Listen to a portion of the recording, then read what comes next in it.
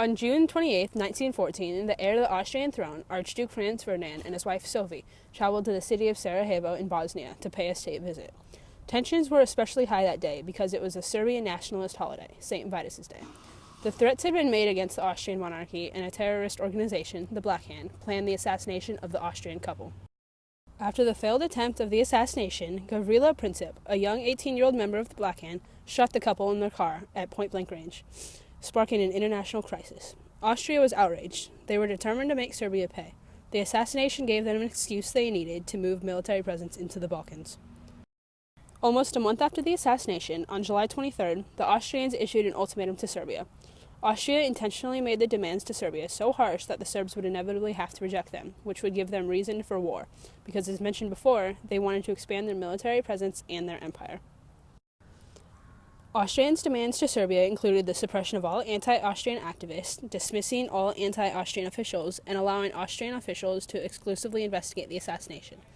The cause for wanting to exclusively investigate the assassination was that Austrians thought there was a broader involvement in the terrorist group, meaning they believed the Serbian government was involved. The month-long delay was caused by the fear of what the consequences of going to war with Serbia would entail.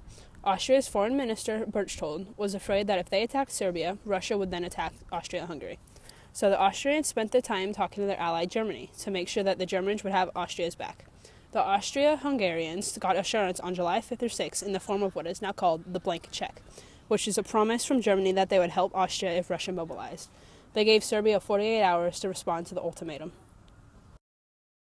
So when the Serbs received the Austrian ultimatum, Russia declared itself to be in a period preparatory to war, which sounds a lot like mobilization, but technically it wasn't. The Serbs rejected Austria's ultimatum on July 25th, but they made the rejection sound like a capitulation, so the Germans thought the war had been evaded. The Germans were more than surprised when on July 28th, Austria suddenly declared war on Serbia, even though the Austrian army wasn't ready to start fighting. Then on July 30th, Russia exited its period preparatory to war and actually officially mobilized. Germany warned the Russians to stand down, but 2 days later, on August 1st, France mobilized its armed forces in support of Russia, and on that same day, Germany mobilized and declared war on Russia. Germany then declared war on France on August 3rd, marched through Belgium to invade, hoping to quickly defeat the French and move on to Russia. When German troops crossed Belgium's border on August 4th, the British issued an ultimatum to the Germans, telling them to step out of Belgium or else. Germany chose or else, and Britain declared war. The nations of Europe were strangely excited by all the declarations of war.